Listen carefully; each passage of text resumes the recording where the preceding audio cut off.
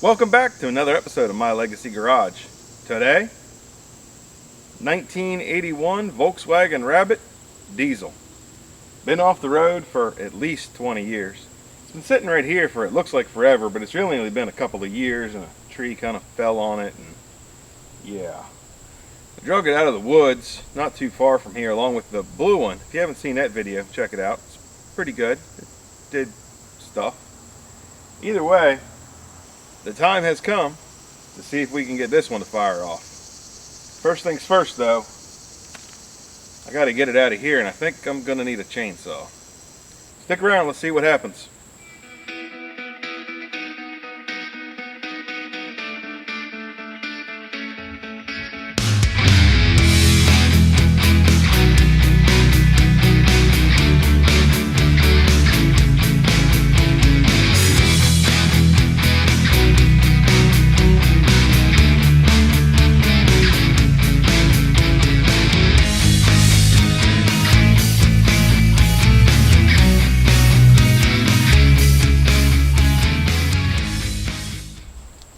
You can kind of see that this used to be yard right here, and then this tree came down on the car. It doesn't appear to have damaged it, but then I decided I wasn't going to mow here anymore because I didn't want to move the tree. Get back in here. Woo. Yeah, good times. I think we need to start up here with cutting these to see if we can get these branches that are laying on the car off. My only concern is how this big tree branch is hanging up here and what's going to happen. As you can see here, a big chunk of that tree came down, so when I cut those, that's going to want to swing back in towards the tree, I think. I don't know, I'm not a lumberjack. Let's just figure it out. What do you say? I think that the best course of action is to stand back here and just knock them off here. That way if that swings back in towards the tree, it's not going to catch me, and hopefully it doesn't really damage the car. Puts a little ding or something in it, I mean, you know, who cares, right? Alright, let's try that and see what happens. And remember kids, when you do stuff like this, proper safety equipment, Crocs, shorts, no gloves, just a hope and a prayer, really. We might have to do a well start on this old chainsaw. It has been a minute. This thing is just loyal as can be. Checked oil. It's got plenty of bar oil. It's got fuel in it. Let's give her a shot.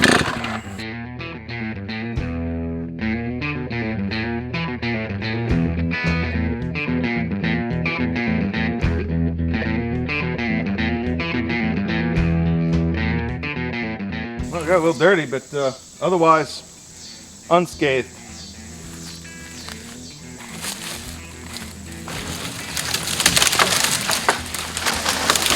Whoa, timber!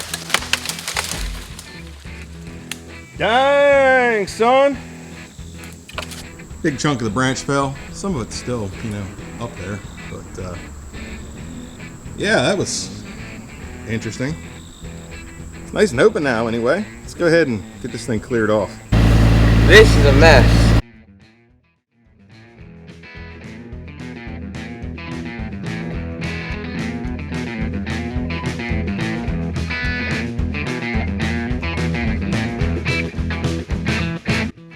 Well, I reckon that'll do. Certainly a lot better and much more, you know, accessible. Now, how do we get it out of here? I don't know if the tractor will have enough to yank this thing sideways, which is what I think needs to happen. So we might need to go get the truck.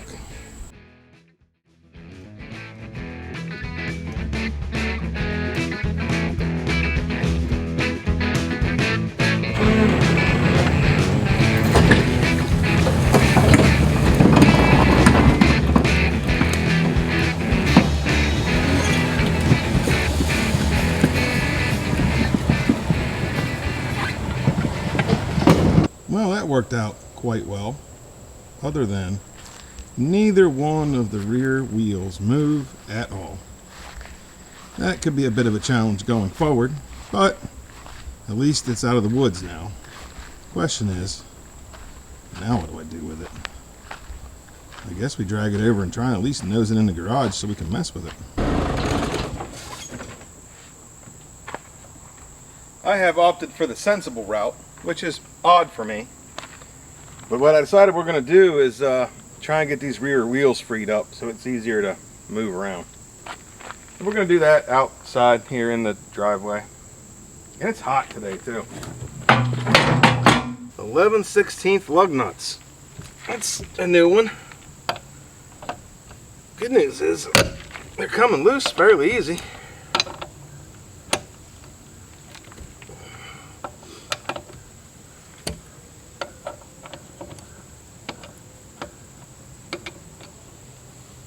That wasn't so bad. Let's get it in the air. Alright, we've got a little higher in the air now. And I've got a little bit of persuasion here. See if we can get this wheel to come off. That broke her loose. Beautiful.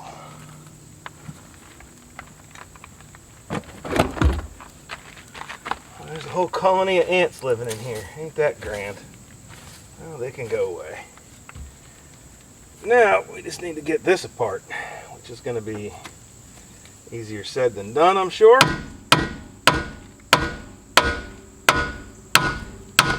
My first hint that something's very broken in here is one of the retaining pins that come out of the back that hold the brake shoes in was loose, and I was able to just pull it right out. It's probably not a good sign.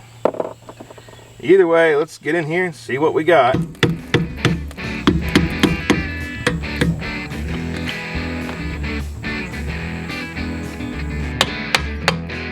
Well, let's try a big pry bar, see what happens.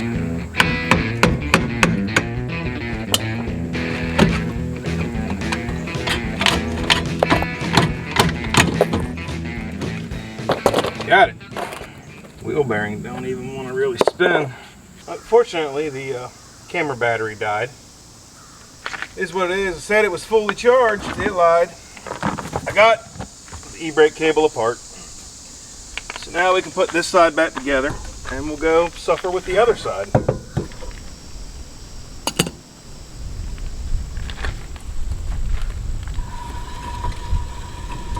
Well, you know, it's still flat, but spins now anyway. I wanted to show you guys a close-up of this tire. This thing got slicks on it, man. My man, whoever had this thing got his money's worth out of his tires. Look at that. She is bold. Alright, let's go get the other side. I decided that y'all probably didn't want to watch that all again, so I decided since the cut off at the end last time, here we go. We got the e-brake cable disconnected. There's the really rusted up brake pack. Got one shoe still rusted fast to the inside of the drum, which I'm just going to leave for now because who cares. The rear bearing came off with it. Not sure how that's going to go yet, but I guess we'll find out when we put her back together here and see if it spins. So that's really the only goal, right? Let's go ahead and get it done.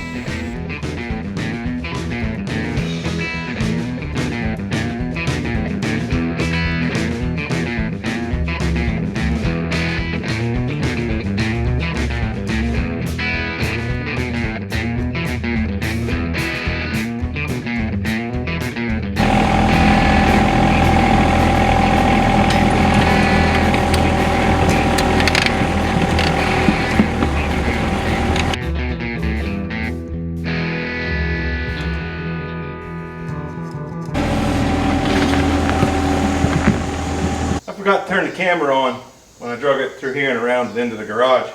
I had to get Jessica to help me because I wouldn't steer. Anyway, it's in here now. I guess we could start with putting a battery in it, see what powers up, see if it'll spin. Seems reasonable. I had to put the key in it and turn it on so the steering would unlock, so I do at least have a key. Alright, let's see how this goes. I would like to thank the sponsor of today's video, HIPA. They manufacture quality automotive parts and small engine repair parts. Their motto is, machines can be easier to fix. And if you look at their website, you'll believe it too. Organized, easy to order, easy to find the parts you need. They want to help you. They specialize in providing consumables for small engine repair. Trimmer line, mower blades, chainsaw chains, you name it. In addition to that, they offer automotive air filters and oil filters to keep your daily rides on the road as well. They sent over some products to take a look at, and I was shocked, honestly, at the quality. It's really quite good.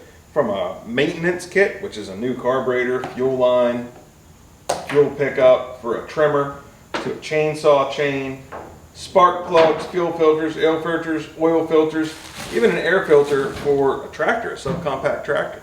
They've really got it all. Thank you again to HIPAA for sponsoring today's video and helping DIYers everywhere get the job done. Check out the link to their website in the video description. Now, back to the video. Things have escalated here in the garage. I opened the hood to look for the battery connections, and I started just discovering some weird stuff. Let me show you that, and then I'll explain what we're doing about it. The first thing I noticed was there was this extra wire in here that had this connected to it. And in the other rabbit, I remember that went to the starter, which was like right there. And this one, it wasn't connected to anything, and I sure don't see a starter. So I thought, God, somebody robbed the starter out of this thing. And then I remembered something. This is an automatic. They did not make diesels with an automatic, as far as I know. The guy I bought it from told me that he and his deceased father-in-law, which is whose car this was, had put an automatic in this car. So I suspect that they just left this hanging in there connected, which is no bueno.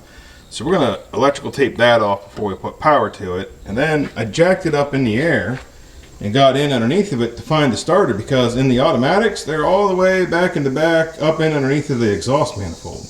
And it does exist. It's there. We'll see how that goes. But for now, let's get this wire taped off, get a battery in it, and see what powers up. A little bit of electrical tape here as insurance against a fire just seems like a no-brainer to me. Takes 2 seconds to do it. I'm not sure. They just had it like zip tied to the other battery cable just flopping around in here. That just seems like a bad idea to me. There. Good as new. Battery. So it looks like positive on this side and negative on this side is gonna have to do. Boy, it sure doesn't feel like it. Oh man, it didn't feel like it wanted to come apart. But we got there in the end. Try this again.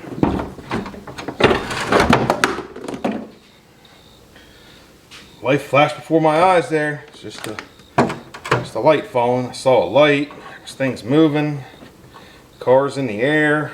And well, the key is on and it's doing something.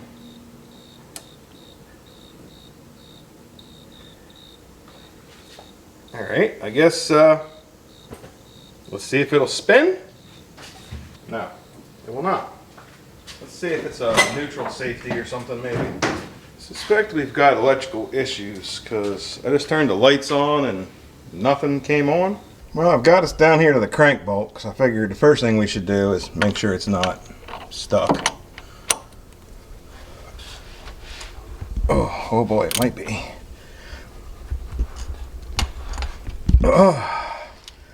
Let's get a bigger, let's use a breaker bar, huh? I didn't think it was going to be stuck because it's not making any noise, like the starter's not even trying, so I just assumed that that was the issue. Diesels don't typically get stuck. They're so oily and gross inside. Yeah, I mean, it moved.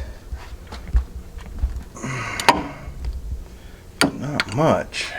The actual crank itself looks to move a little. I think we've got an accessory stuck. Let's investigate, see if we can confirm that. I believe I found our problem here. This alternator, you can see how loose the belt is right there and tight over here. And if I put my foot on that breaker bar and try and move it,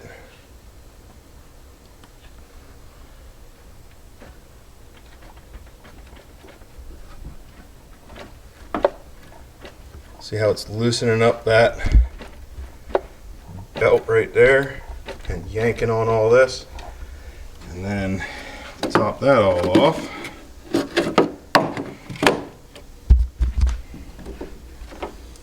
this alternator is stuck solid. So let's cut that belt off of there, see if that doesn't improve our turnover ability. Belt has been cut. Alright, let's see what that does. Oh yeah, that made a world of difference.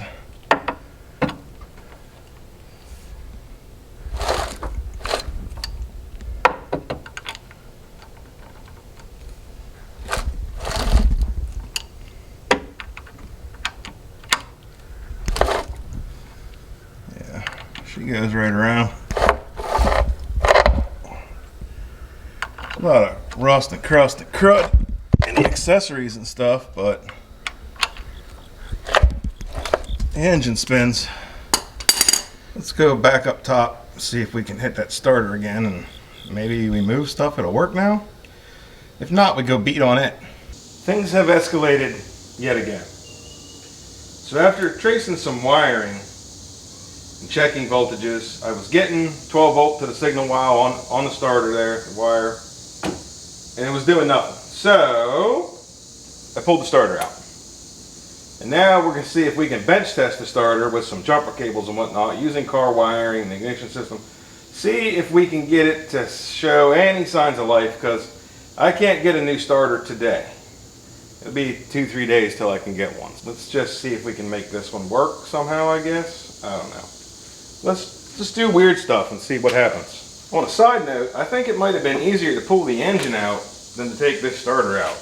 I can't even get the camera in there to show you guys where it's at, but it's on the back side of the engine, tucked right up underneath of the exhaust manifold, and it had this weird shield on it that I couldn't get the nuts off of. It was not a good time, I'll tell you that.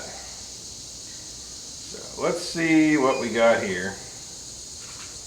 What kind of voltages we got going to little Mr. Starter here. Alright. First, let's check, see if we got voltage. 12.65. Beautiful. How about here? 12.65. What about on the lug? 9 volts. Maybe that just needs cleaned up. What do you think? Maybe that terminal's just corroded. See what we got on the signal wire. We got nothing right now. Let's go ahead. Well, starting, we've got 8 volts. So maybe we need to get those terminals cleaned up. So this signal wire right here was loose on there. So I put a pair of pliers on it and really crimped it down good. And then weird stuff happened. So now we have a starter that works. We just have to put it back in there, which is not going to be fun. The starter is put back in, battery's hooked back up. Let's see what happens.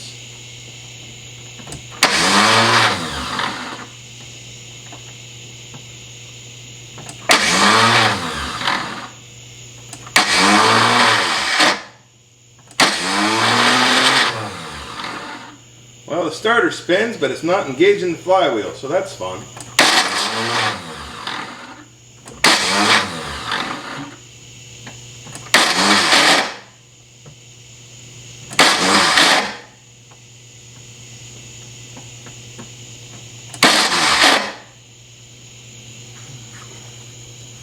Well, let's try beating with a hammer, see if that helps. The starter is back out of the car again. This is just not coming out and engaging. I'll fool with it, maybe, and see if I can get it to work. I'm wondering though, I got that other one that's a manual that has a different starter, but I'm pretty sure it has these 2 bolts and just doesn't have this one. I think it just has 2 bolts. Not 100% sure of that, I might go look. You know, it's not the right way to fix it, but it might get it going for now. So I know that starter works and it's easy to get to.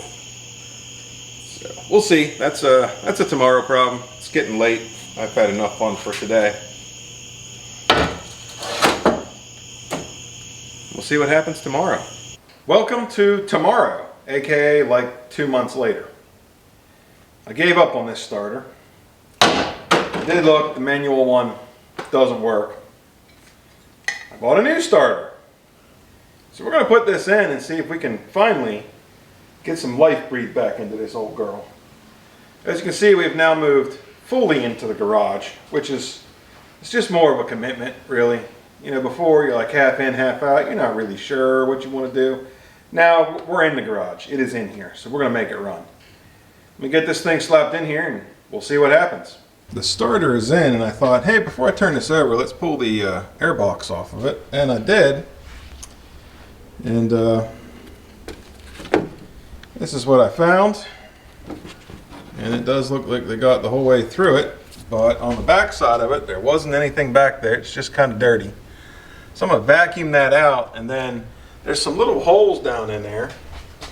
And I remember seeing on another video somewhere that those go right into the intake runners there. So I think I'm going to spray some WD-40 or PB Blast or something down in there and try and lube this thing up a little bit before we go just cranking it over. Let's get that cleaned up and sprayed down in there and see what we got. Oh, a little blaster down here. Moment of truth. Will it crank? A little.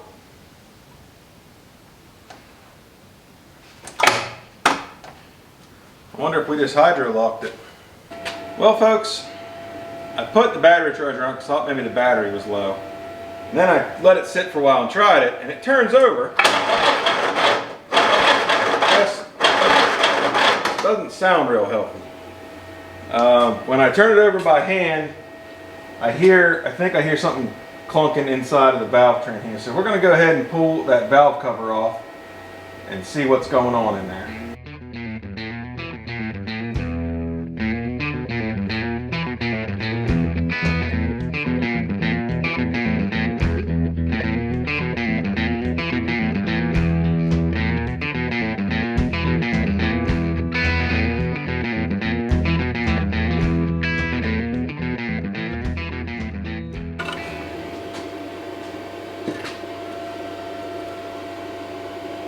Looks surprisingly good in there.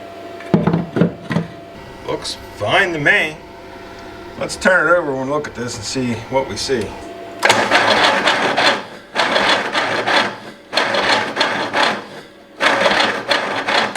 Let me show y'all real quick what we've got going on here. We are coming up against something that just does not move. It's solid. So if I go, you'll hear it stop.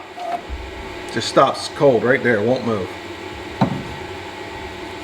It's either bottom end of the engine has come apart, it's through a rod and it's just bouncing around in there, which seems kind of unlikely because it doesn't make any noise when it does turn over. Or it's out of time, which I don't think because the timing belt and everything is still intact.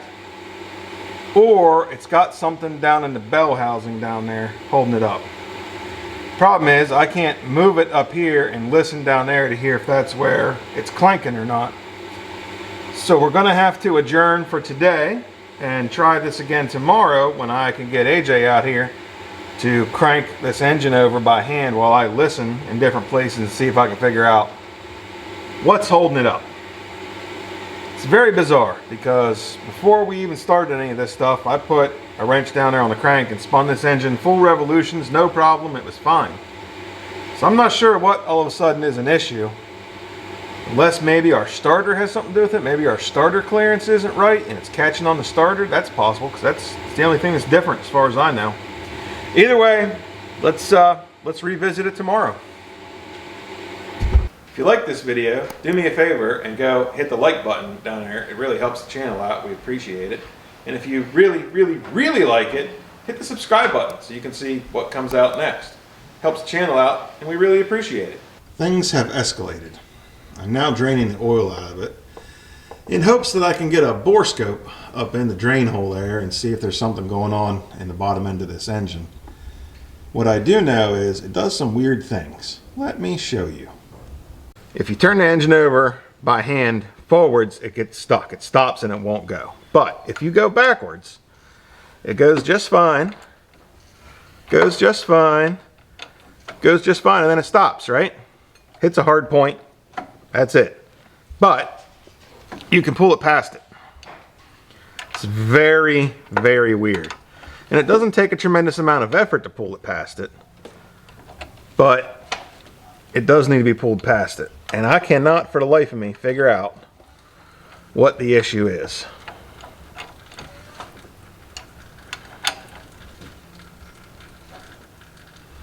Now, it's just passed. Let's try going this way.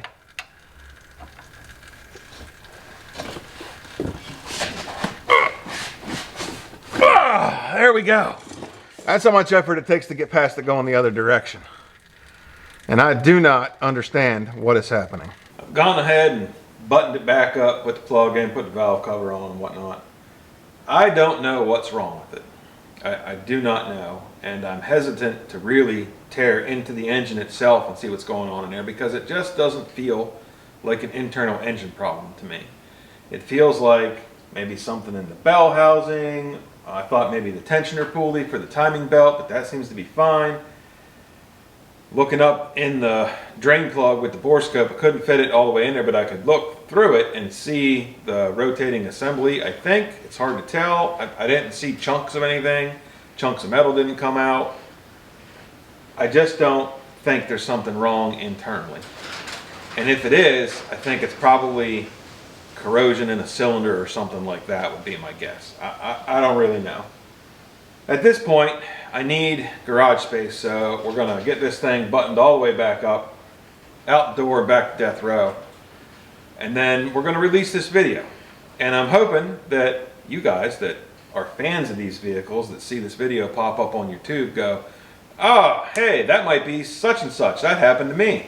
Give me ideas, because I would absolutely love to do a part 2 on this and emerge victorious and get this old thing to run, because this car doesn't have a whole lot of miles on it. I don't even think it's got 100,000 miles on it. This engine should be good for 3 times that. Let me know. What do you think is wrong with it? You've seen the symptoms. You know what we've checked. What can we do? Let me know. If you've made it this far in the video, enjoy some footage of it getting removed from the garage. And thanks for watching. We really appreciate it.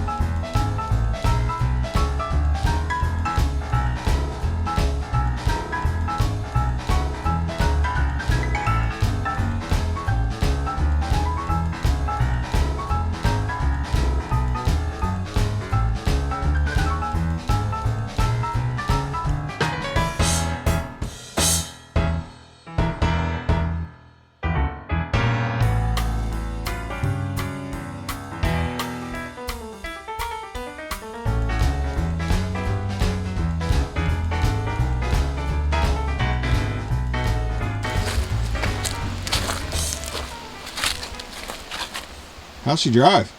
I think I'm out of gas, but she drives pretty good.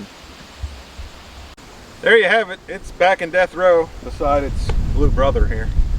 I'm not sure what's wrong with it. I'm hoping somebody out there can give me an idea, at least a direction to go with it, because I don't want to pronounce it dead. It's not in that terrible a shape, honestly, with the exception of some floor rot where the seat fell through a little. But other than that, it's not bad. Give us a comment down below if you think you know what's wrong with it, or you have thoughts or opinions on it. I read every one of them. And if you really think you might have an idea what's wrong with it or can help in some way, find us on Instagram. Shoot me a message, let me know. I'm open to suggestions. Thanks for watching. We really appreciate it. We'll see you next time.